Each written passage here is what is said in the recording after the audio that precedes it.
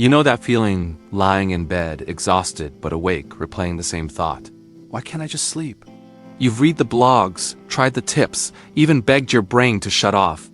Yet here you are again, waiting for something that should come naturally. And the more you try, the harder it gets. But what if falling asleep isn't about trying at all? What if your body doesn't need more effort, it just needs guidance? There's a proven method used by sleep doctors around the world, one that doesn't rely on pills or miracles. It's simple, powerful, and completely natural, a way to teach your body how to sleep again from the inside out. In this video, you'll discover the real science behind the most effective insomnia treatment ever created, one that rebuilds your connection with rest through small, biological cues. It's called sleep hygiene, and it works not by forcing sleep, but by restoring trust between your mind and body. Stay until the end, because once you understand this, you'll never look at your nights the same way again. Let's go. What sleep hygiene really is. Most people think sleep hygiene is just a checklist. Don't drink coffee, turn off your phone, go to bed early. But that's not the truth. In science, sleep hygiene was born inside CBT-I, cognitive behavioral therapy for insomnia, the same therapy doctors use to reprogram the brain of people who've forgotten how to sleep. It's not a list of rules. It's a behavioral protocol that teaches your body safety again. Each small habit becomes a biological message, quietly telling the brain, it's safe to shut down now. Think of it this way. Your brain isn't broken, it's conditioned. It has simply learned that night is not for rest, but for alertness, screens, and unfinished thoughts. The constant noise, the blue light, the late-night scrolling, they've all taught your nervous system that the world never stops. So when you lie down, your body stays on duty. Sleep hygiene works like retraining that system, teaching your brain, step by step, that darkness means peace again. It's less about sleeping better tonight, and more about teaching your body how to sleep better for life. Picture the modern world as a room filled with cold light and noise, the mind racing, the body tense. Now imagine switching to a warm glow, soft air, and stillness. That transition is the essence of sleep hygiene, a circadian rhythm reset that tells your ancient biology, the day is over. Science isn't the enemy of calm, it's your ally. Because when you understand the mechanism, you finally realize your body doesn't need more effort to rest. It needs fewer mixed signals. Now, let's walk through the 7 steps that make up real sleep hygiene, starting with step number 1. Stimulus control. Teach your brain that bed means sleep.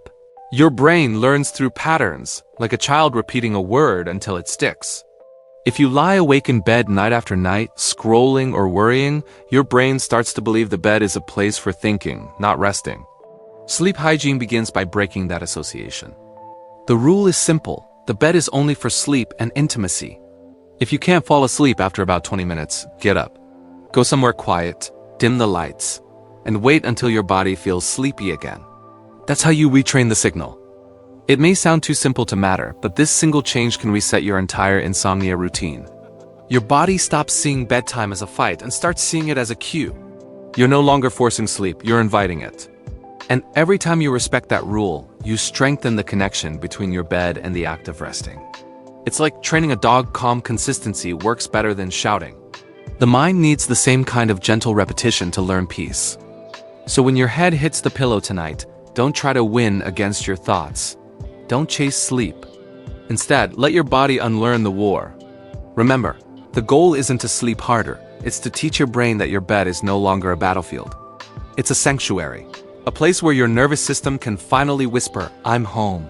Now let's move on to step number 2, circadian regularity. The body's internal clock needs predictability. Every morning the sun rises at the same time, and every night it sets without fail. Nature never forgets its schedule. But humans have drifted away from that rhythm, confusing the body's ancient clock with endless light, noise, and unpredictability. Sleep hygiene is, at its core, a circadian rhythm reset, a way to remind your body what time it really is. Your internal clock, the circadian rhythm, runs best when it can predict what's coming next.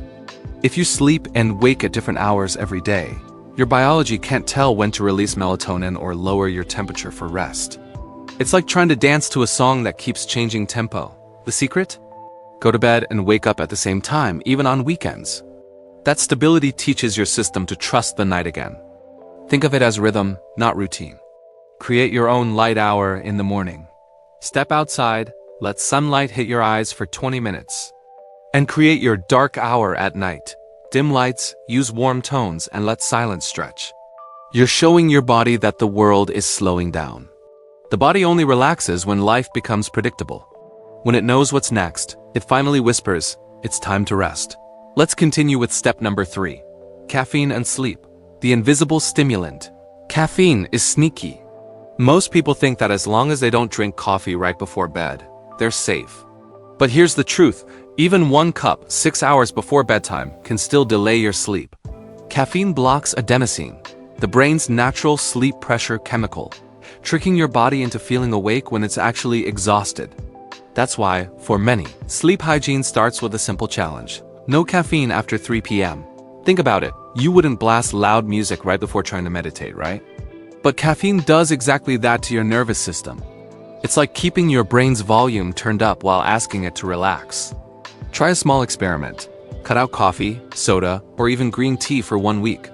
Watch how your body responds. The first few days might be rough, headaches, fatigue, but then something shifts. You'll notice you start feeling sleepy naturally again. This is how you begin to break the cycle of your insomnia routine. Because when your chemistry stays wired, your body can't tell it's night. You're asking it to rest while it's still running on daytime mode.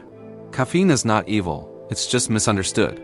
The goal isn't to quit forever, but to respect your rhythm.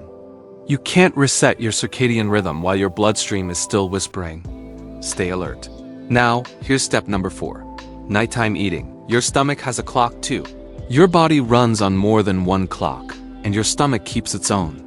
During the day, it's active, busy digesting and burning energy, but at night, it expects silence. Late-night meals confuse that rhythm, forcing your body to stay awake when it should be winding down. That's why one of the core rules of sleep hygiene is simple. Finish your last meal at least 3 hours before bed. When you eat heavy or spicy food at night, you're lighting a fire in your system just when it's trying to cool down. Your heart rate rises, your temperature goes up, and your digestion keeps your brain on standby. The result? You feel tired but restless. Try lighter options, a small bowl of yogurt, fruit, or eggs. These foods don't fight your biology, they help it settle. Think of your nighttime meal as a soft landing, not another takeoff. Imagine you're camping and someone throws logs onto the fire just as everyone's trying to sleep. That's what a late meal does. It reignites the system that was ready to rest. In the language of sleep hygiene, you're sending mixed messages to your circadian rhythm. You're saying, it's bedtime, while your body hears we're still working. The stomach speaks to the brain through chemistry, and when the stomach is calm, the mind follows. Let's go to step number 5. Daytime movement. Sleep begins with a day that was lived. Sleep isn't something that starts at night, it begins the moment you wake up. Every step you take, every bit of sunlight you get, builds the pressure your body needs to finally let go later.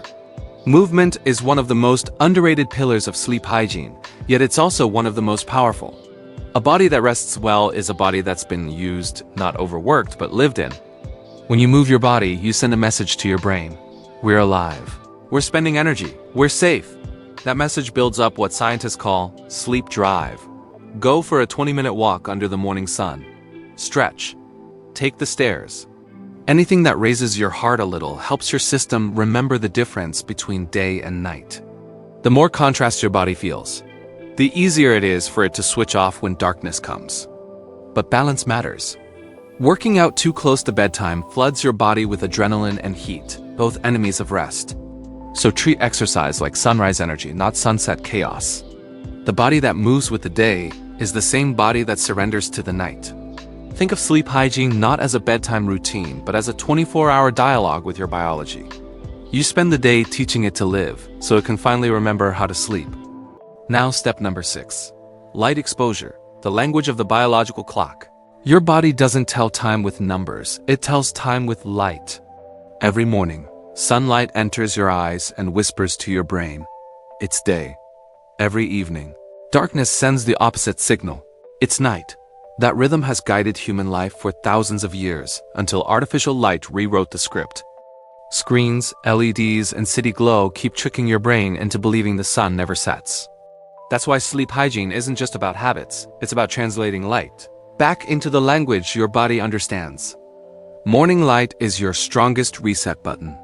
Step outside for 20 minutes after waking up. No sunglasses if you can. Let the natural brightness hit your eyes and skin.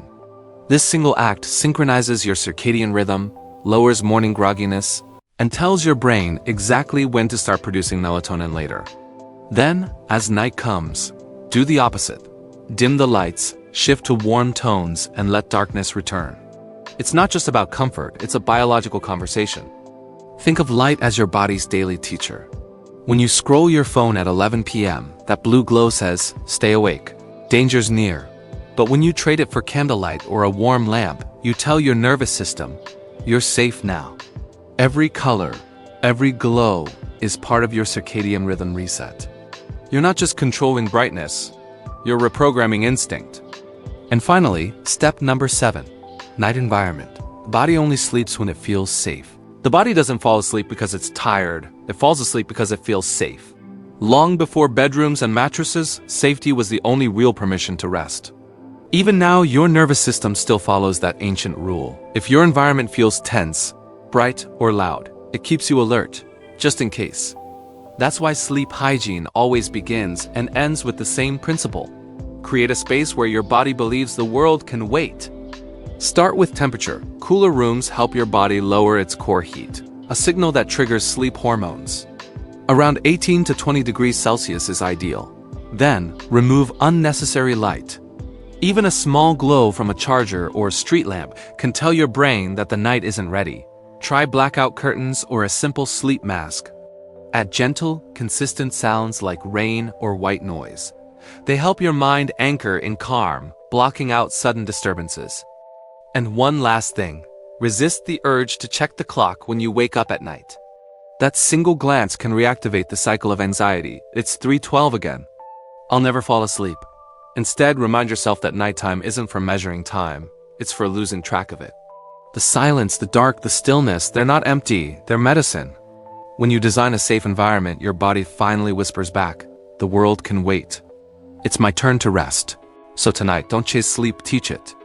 Every small change you make, the light you dim, the phone you put away, the breath you slow down becomes a signal your body can finally understand. That's the beauty of sleep hygiene. It's not magic, it's communication. And when your body feels heard, it responds. You don't need to fix yourself. You just need to give your biology the chance to remember. Trust the process, try the steps, and notice how night after night your system begins to find its rhythm again. Sleep isn't something you achieve, it's something you allow. Now, I want to hear from you. Which of these steps are you going to try tonight? Share your experience in the comments, and let's help others discover this too. And if you found this video helpful, subscribe and turn on the notifications, because in the next episode, we'll uncover the hidden link between stress and sleepless nights, and you'll finally understand why your mind won't rest when your heart feels heavy.